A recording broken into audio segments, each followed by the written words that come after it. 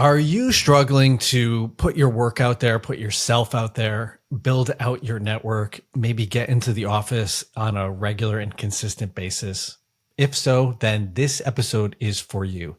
Debbi DiMaggio, who's been in the business for 34 years, shares her tips and tricks and secrets to keeping her passionate, excited, and just really engaged with the business day in and day out.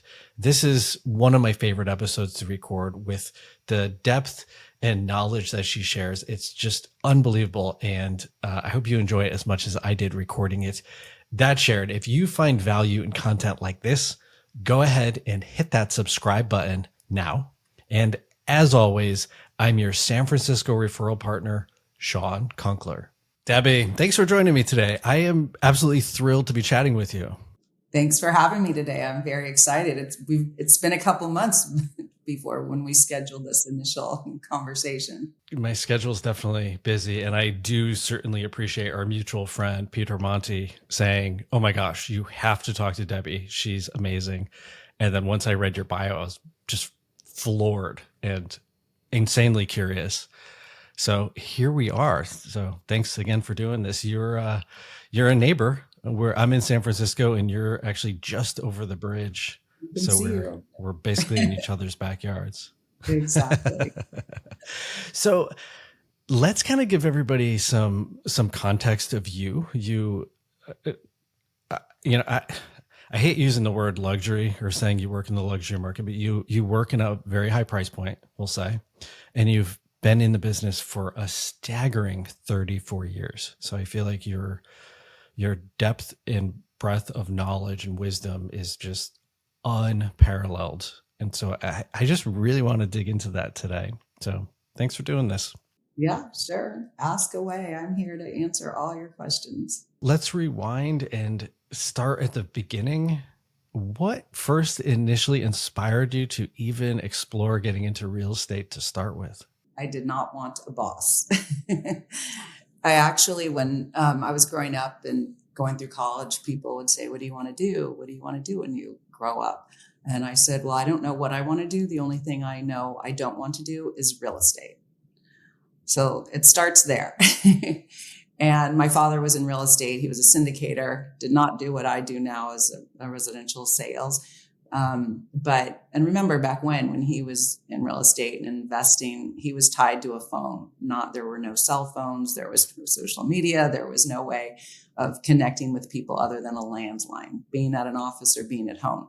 So he was on the phone a lot. And a lot of times after school, we'd have to go up and look at his buildings. And there was a lot of time just dragging along and, not being able to take off because he was really tied to his business. So it was not something I wanted to do. Well, fast forward, I worked in magazines. I worked for just a few different companies in my early 20s, and nothing was so appealing, and it was boring, and it didn't seem to have any meaning. And so at 25, I wrote down a list, and I wish I can find this old daytimer. I wrote down what I wanted to do in my life. Helping others was number one. Meeting new people every day, meeting people from different backgrounds and different cultures, having homework, having something to do, not just working a 9 to 5 that really had no meaning, but bringing work home that had that like a project, I guess you'd say. And I also like a beginning, a middle, and an end. Now, keep in mind, I had no idea this was everything that real estate gives you. A beginning, a middle, and an end. You help someone find a house, you go into escrow, you have closure. I mean, I had zero idea what I was talking about when I wrote what I like to do. So one of my husband's friends said, Debbi should work with me doing rentals. And so I started doing that in San Francisco.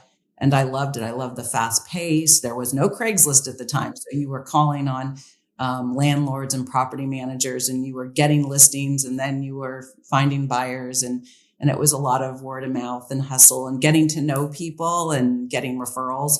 One time, production assistant from a film called, and it was actually Mrs. Doubtfire. It was for Mrs. Doubtfire, and it was Chris Columbus and Mark Radcliffe, who went on to do Harry Potter. But I met those two, the producer and the director, back when they were doing Mrs. Doubtfire and Getting Even with Dad. And so we rented to a lot of celebrities and actors and directors and producers and, everyone in the industry when they were coming up to San Francisco filming short-term films. So you get to know one person. So I got to know Paula Dupree. She was the production assistant. She was Chris Columbus's right-hand gal. And then she would refer me to the next production that came up and the next production. So it was very different. We didn't have, at that time, we didn't even have email. So anyway, what I loved putting together matches. We were constantly matching people and houses and writing leases and meeting a lot of people, and everything was different every day. You didn't know who you're going to meet today. I met Hugh Grant. The other day I met Ted Danson. The other day, Sally Field saying, "Hi, I'm Sally Field." And I'm like, yeah, I know. I watched The Flying Men. I did not say that. But I mean, it was Joan Cusack sitting in my car in my little Toyota Corolla when I'm in my 20s, and she has her foot kicked up on my dashboard. And I'm asking her, how'd you and your family get started in acting? And she's like, we came from a big family and we were hardworking. We come from, I think it was Detroit. She's like, we're hardworking people, I'm always curious in people's stories.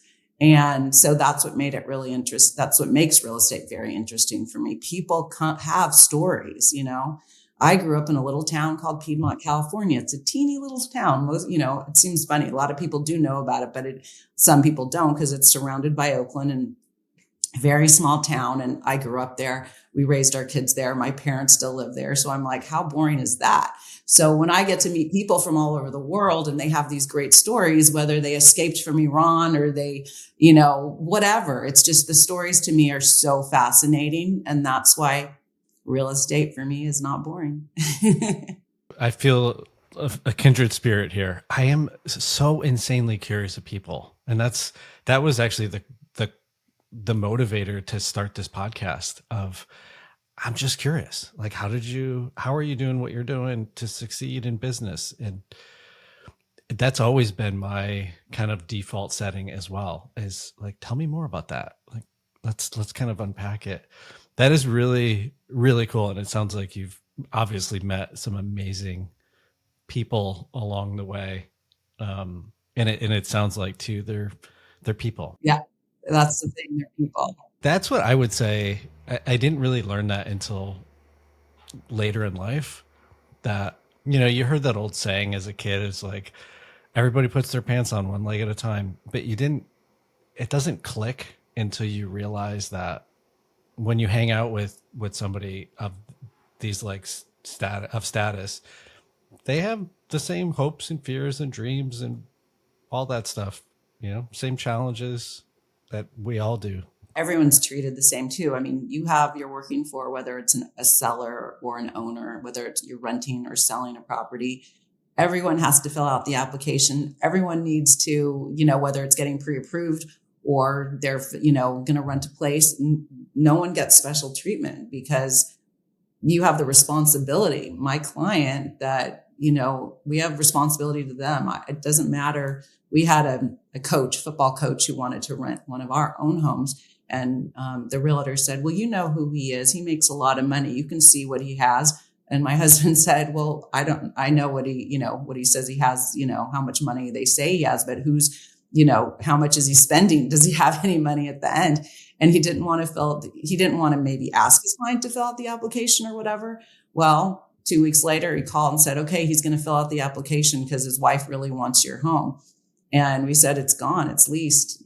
We found someone who was going to do what they needed to do. So we have turned down celebrities and people in the past. Like, everyone's equal. And we as agents have a responsibility to our client. And so everyone gets the same treatment. I mean, we're kind to everyone, but everyone has to jump through the same hoops. If you're renting or buying, there's contracts, there's process. Of course, who's filling it out? maybe little bit different or more indirect if you're working with their accountant or business manager or somebody else. But at the end of the day, it's all the same paperwork. Contracts are contracts, and they're there to protect both parties at the end of it. Exactly.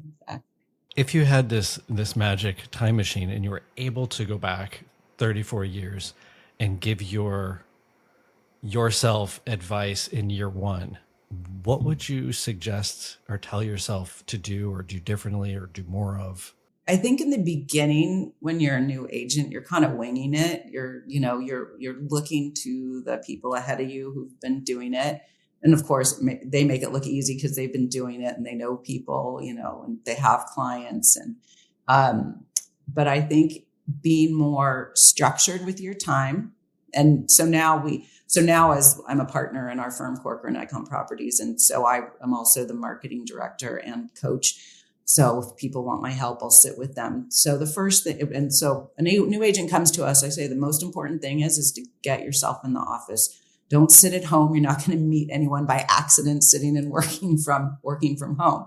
Get out to the office, sit there. I say sit next to my husband because he likes to be at the office front and center. I'm like out and about, but he's there. He's the broker. So he's talking to agents constantly. Get in the office. You never know who you're going to speak to. You're never going to know what's going to come up. You're never going to know who's going to refer you because they see you every day there. I was coaching a friend of mine in Marin, who's a new agent. And I said, just get to the office, let people see you, let them know if an agent wants you to do an open house, or can you do me a favor and run and open this house, or can you do X, Y, or Z? She did what I told her. She's now on a really successful team and she's probably going to take over their business. But I said, stop sitting at your house. Stop sitting it was starting to be the end of COVID. I said, get out, do as many open houses as you can. Let other agents see you, because then you become the person they go to because they can trust you and they know you'll follow through. But if you're not present, people don't know if you're around or you really want any leads. We had an agent and I just assumed, he came in for my training and then never saw him again. And then you'd see him at like the Christmas party. And I just thought maybe he was like, he had another job or he had money, so he didn't really need to do the business. And then when he decided to go to another company because they were going to give him a lead or give him a client to sell a house, give him a listing or something, I said, well, I didn't know, you were never in the office. He's like, well, I do open houses and I think people like me. It's like, hopefully we're all likable because we're in a people business, but he just thought because he was at an open house, and he just was there and he was nice, business was going to fall in his lap. And so if you're not present, people are not going to know what's going on. So number one, be present, be in the office. And then one of the things I would have done that I spoke about earlier to you privately, and I didn't know about it when I first started, but I just joined in the last year, BNI, Business Networking International, which is a professional networking group. I didn't even know those existed. I thought people would go out, you'd go to whatever, you go to parties and networking events, but they were always kind of casual and you talk to people and maybe you'd give a card but there was no formality. This is very formal. Our meetings are every Wednesday and our purpose is in our group to refer back and forth to each other. It's also a great help as a realtor to be able to, I have an insurance person that always follows through for me. I have a handyman that shows up for me and my clients. And when he says he's busy, a week out, I can say, hey, can you please do it tomorrow? It's kind of an emergency. So building those relationships and being part of a group where you see these people every week, you see them. And then you have an app, and then the app, you can track everything. That's the goal of, tracking all. And then the group as a whole tracks. I'm $1 million chapter or $2 million chapter, meaning you're referring that much business between the chapter, also referring business to other BNI members. So, and it's international. So I actually hopped on a meeting in Kyoto, Japan. It was 4 a.m. my time, but I don't sleep. So I said, oh no, I told the guy, I said, no, I'll be on. I get up early. So I was actually half an hour early. It started at 4:30 and I was like, where is everyone? It was international and it was really great. So you just never know where you're going to meet people, but within BNI, everyone has the same purpose of networking and referring business. And that's what I love about working with other professionals is that we all want to help our clients and we all want to help one another. And so you also know that they're going to follow through because, it takes time and effort to be in a professional networking group. So that's something I did not know. And I'm doing it now 34 years later. Both are such great points. It's when I got into the business, my internal quote was, if you don't know me, you're not doing business with me. And so I would constantly, I'm an introvert by nature. I'm kind of on the border. But if I have it my way, I would rather just work from home. And so I have to push myself to be present and to be out there. And actually, case in point, I went into the office. I switched offices because we kind of merged to a location. And so I switched offices, had a new desk, and I was in there setting up. And that's how I bumped into Peter. And Peter and I started having a conversation about the podcast. And then he brought up your name. And so to your point, these serendipitous moments happen just by being present, by just showing up. And I mean, I don't, everybody's office is very different, but when I formed a relationship with the managing broker, that changed the trajectory of my business because I would say, hey, I have a listing and I don't have a check sheet. I don't know the process. Who in the office out of the 150 agents is the person you would match me with who has this thing that I need for my business? And she'd be like, oh, talk to so-and-so. And I would go talk to that person. And because if the managing broker, if they're on point, they know what everybody's up to and they play matchmaker all the time. And so if you are present and you have that relationship, they will constantly be getting your back, especially if you're, listen, as a team lead, anybody who's hungry gets fed first. And if you're constantly going to the manager, like, hey, I'm pushing my business in this direction. I want to host more properties in this direction. You see all the contracts, who's going to be overloaded soon that I should start talking to? Oh, talk to so-and-so and so-and-so. They have a few projects they're working on. And then you go talk to them. And then next thing you know, you have really good open houses. Yeah. And also the office manager, they're really in the know.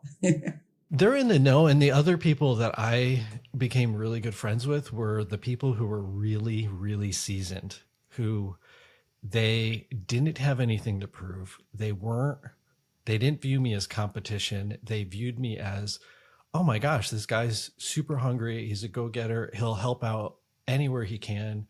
And they became my allies. And they would, somebody who's closer to retirement and they're not trying to grow their business. They take more vacations. They want more free time. They'll be like, hey, do you want all my open houses? Done. I'll take them. And I'll make you look amazing the whole time too. And it's, to your point, it's just, and just make those, it's to go back to your point, it's just build out your relationships, which ultimately is your network, and then don't expect anything, but good things will happen. Right. And the other thing is we don't know what's on your mind, right? You have to ask, you have to, if you want open houses. So that's one of the things I tell the agents when on Friday and Monday, make sure you're asking for open houses. We don't know on the manager side, we don't know who wants an open house. And we're not going to just all of a sudden, we have 80 agents and we're going to remember who's going to take the open house, who's free. You have to be proactive and you've constantly got to be proactive. Every Friday, every Monday, does anyone have an open house for me? You have to be proactive. And if you also, people, later they'll like, oh, I wish I didn't know we had that, or, they have a question, but they don't ask the question. And then when they ask the question, maybe they'd had the question for 3 months. And then all of a sudden they say, oh, do we have X? Yes, we have that. But they don't think about asking it. They just kind of just sit. I don't know why people don't ask, but you've got to ask. No one knows what's on your mind. No one knows what you need. But to your point of you saying, going to the office or going to the manager, your broker, you've got to ask them. They don't know what's on your mind. They don't know. They can't read your mind. Just ask and you will probably get an answer, and probably more than you expected.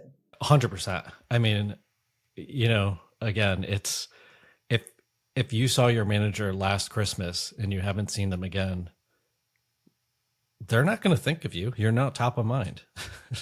Like when Mary Jo comes in and says, hey, I need open house coverage, your name isn't even like remotely close. But if you're out there and talking, one thing I did similar to you, and it was actually advised from my manager, is when I got into the business, you had the dream list of what you wanted in a career. I wound up writing a list of my 10 qualities my ideal client has. And then I wrote 10 qualities I will not work for. And I remember I sat with the manager, I sat in her office and I was like, hey, this is really what I'm doing. This is who I'm going after. This is the price point I want to work in. And these are all the people I don't want to, like this whole profile I don't want to work with. And then open the floor. Like, do you have any suggestions? How would you approach this? What have you seen that's worked? And they will, similar to you, somebody with 34 years of experience, they will tell you surgically, do these things. Don't do these things, do these things. It's kind of a slam dunk.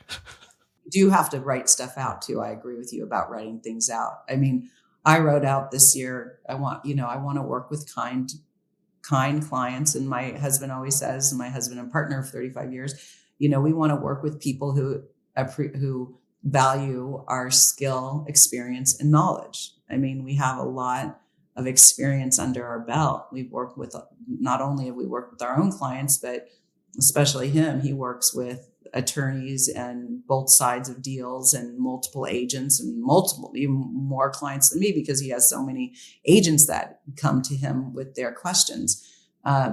So we want to work with kind people. My thing is kind people who appreciate and value our skill, knowledge, and experience. And I find that fascinating, and I hope people pick that up, is even after 34 years, you're still focused, you're still driven, and you're still going after new business. And I love that aspect of it. I'm curious, what inspires you? I know you get up excited, but what is it that is exciting to you? What's that real driver? My thing is, I don't golf, so I don't have like this undying passion to get up and like, I want to go golf today, or I want to go, I'll go for my new thing this year is running. I've run 3 10Ks. I set my mind to something and do it. This year, I've already run 3 10Ks, and I just started running December 31st. So I'm kind of someone who I write a goal and I have to conquer it no matter what.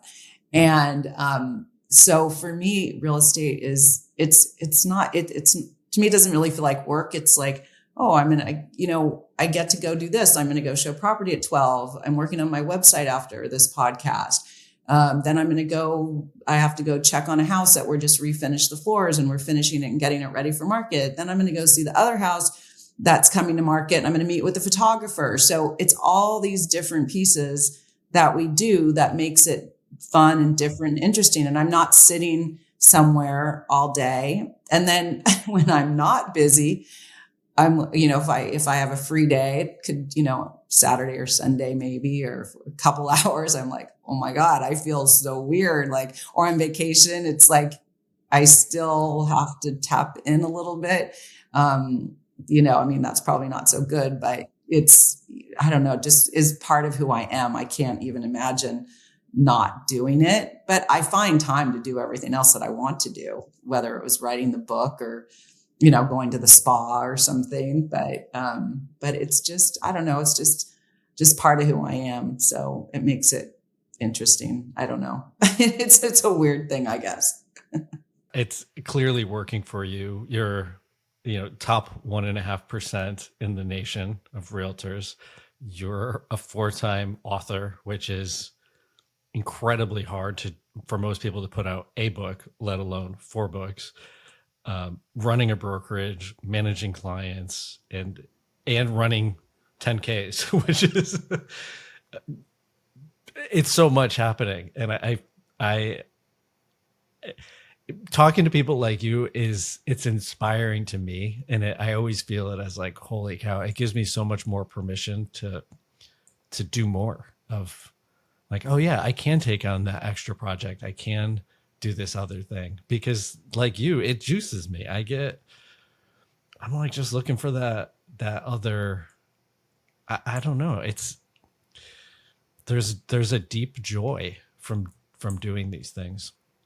And I think it really comes from just finding that thing you're just incredibly passionate about, like your life's mission. Yeah, it feels very purposeful. And then, I don't have kids. My kids are grown now, right? So and then it also, when the kids were growing up, being in real estate allowed you flexibility for taking time off or going to their activities and seeing all their games or whatever it is. And so we spent a lot of time doing that too, which if we weren't in real estate, we wouldn't be able to, go to attend all their games, travel to their games if we wanted to. So it's really offers a lifestyle that you could, be part of your entire life, not just work. And then, at 5:30, maybe I can see the kids possibly go to the end of their game. Like, that's why it's always kind of worked, because it's always been kind of a lifestyle for me, not a job. It's always been just part of my life, and it's just all worked together. Everyone works very differently. Some people do make it more, like, I know our first broker, he said, you have to schedule your time off and, take time off and stuff. But I didn't structure it like that. It's kind of like, I want to do everything. And it just kind of has worked for us and makes it nice. People have to identify who they are. Some people like a lot or need a lot of structure. Some people just will fill their day with the right activities. And that really comes down to, who are you and what are your internal motivators? It's funny. As you were sharing that, my stepson was up from college, and I was driving him somewhere, and we were talking, and I was like, hey, so like, when you get out of college, what do you think you want to do? And it was like one of those like really like proud moments where he's like, I'm not sure, but I would like to be like you. And I was like, tell me more. That's amazing, but tell me more. And he's like, yeah, he's like, you're able to govern your own schedule. You can, like, it was like the middle of the afternoon, I'm driving him to like a job interview or something. And he's like, yeah, I want to be able to have that flexibility while having a career and an income and all of those components. And that's what I love about being in this, to your point much, much earlier, is having the autonomy you have no ceiling as to how much you can actually do. You can write books, you can coach, you can run a brokerage, or not. Like, it's totally up to you. And you have so much freedom and so much play space.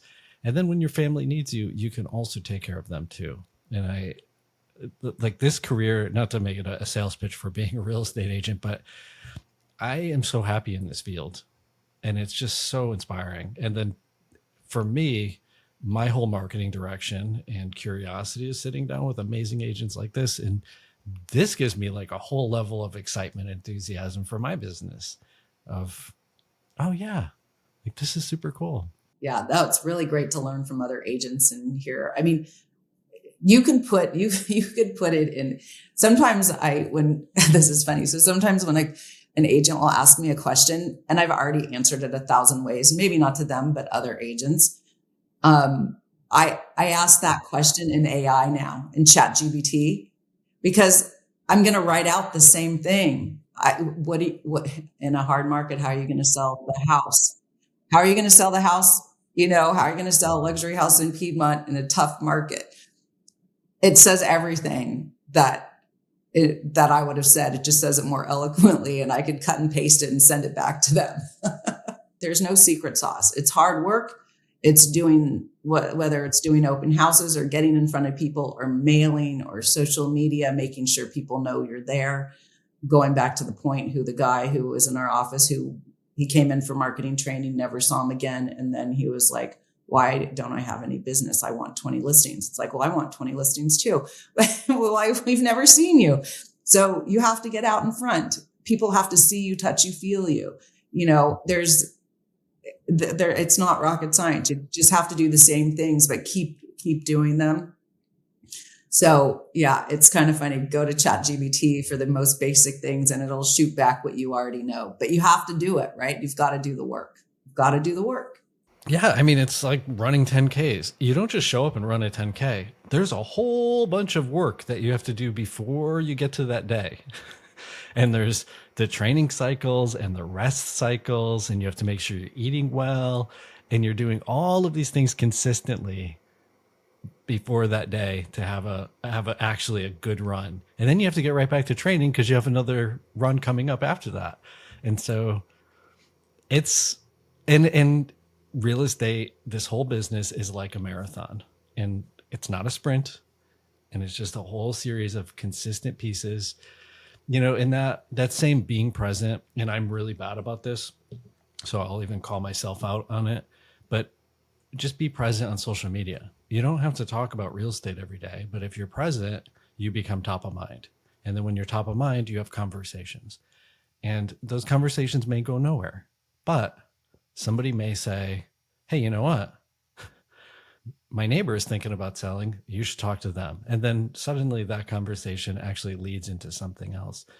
But it's being present, showing up, having the right attitude the whole time. And people are attracted to that. Speaking of attitude, I'm insanely curious. Of 34 years in the business, you've seen everything times 10, from incredibly high markets to low markets to crashes to incredibly high interest rates to crazy low interest rates, people flooding into the market and flooding out of the, you've seen everything. How do you keep level? How do you just, you have a different level of passion, which I can absolutely pick up. It comes out of you, but how do you keep that levelness about yourself? I mean, we've all lost those big deals that would change our business, and you had to like dust yourself off and keep going. Tell me about that. Yeah. And all the money you spend, right? You spend, like, you might put a lot of money into marketing and advertising something, and a buyer doesn't come along no matter how much marketing you do. Right. So we, as agents, I think people who are listening, if they're not agents, they don't realize all the money that we put into our business, whether it's for a listing we have that we're going to sell, or for one that doesn't sell, or putting all that time into a buyer and the right house doesn't come along, or they're just outbid so many times they go rent something because they just don't have the bandwidth or the wherewithal. So it's really about, again, being present, being, I say, when this kind of goes for new agents, and then when you're in a bad market, you've got to be in the office. You got to start making things happen. You've got to start having the energy around it. So even if you're like, it's a recession and I have nothing to do, go into the office, and the office is still open. Go into the office. You might, go for a walk. You might go grab a sandwich at the local store. You might run into someone. You have to make opportunities. So even in all the different kinds of markets, it's creating opportunity. And you can't create opportunity from sitting in your house. You've got to get out and dust off and go for a walk, do something new, take a different direction, get involved in something. For me, it's charity work. That's where I really vibrate high. I just love that. When I'm training my agents, I tell them, do what you love. If that's golf, golf. I wish I loved to golf because I feel like a lot of very high end deals are made on the golf course. My husband has met really interesting people. We built a house in Scottsdale, Arizona, and every morning he'd go out really early before the kids were even up and he'd golf, and he would always meet really fascinating people. One guy was like, "Oh, I started a little channel." And Adam's like, "What channel?" "QVC." Oh my gosh.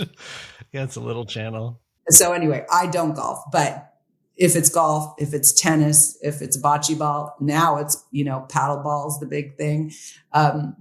You're doing what you love, and it has to be something you love, because when you love something, it comes through. Yesterday, I went to a charity meeting for MS in Beverly Hills because I'm trying to get to know more people that have my same, I say, heart, because, whether it was golf, whatever. But for me, I resonate really high and feel really good. So on the flight home last night, I was just listing all the different people I might hit up for auction items, but that's how my brain thinks. I'm like, okay, who do I call? Who do I know who could maybe donate to this charity? And then I have another charity up here in San Francisco on Saturday, and it's for UCF Benioff Children's Hospital, Oakland. But that's where I resonate. That doesn't mean you have to be there too. My son played lacrosse all his life. He's working with us now, and he likes to coach. I mean, he didn't do it because he thinks real estate. He's just coaching because he loves to do that. But when you're doing something you love, people are attracted to you because you're vibrating so high. So when we go through these weird markets and, weird or bad markets, you just have to keep going. You have to keep getting up. And now that's why not everyone can be a real estate person, is because it's maybe you don't it's all up to you. It's not going to be your company or your boss or your broker or your manager.